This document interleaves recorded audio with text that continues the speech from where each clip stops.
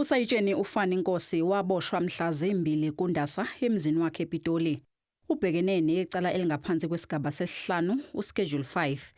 Inkantolo ithe uNkosi ungumuntu ongaba ingozi emphakathini uma engakhululwa ngebheyili njengoba watholakala namadokodo amanye amacala futhi kungenzeka aphazamise uphenyo. He has failed to provide a credible explanation for possession of police dockets and SAPS equipment. He has also failed to provide satisfactory evidence of unlawful storage of the firearms and ammunition.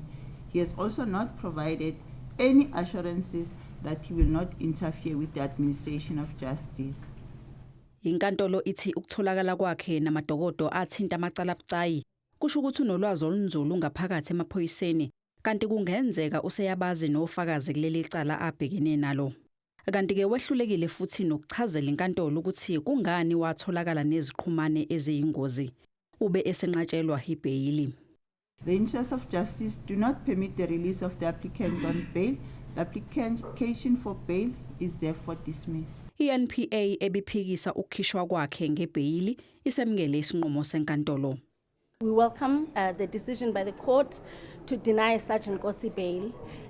This is the right step towards the direction of criminal justice system. uNkosi uzobuyela enkantolo mhla zi-11 kuNhlaba njengoba kusaqhubeka uphenyo.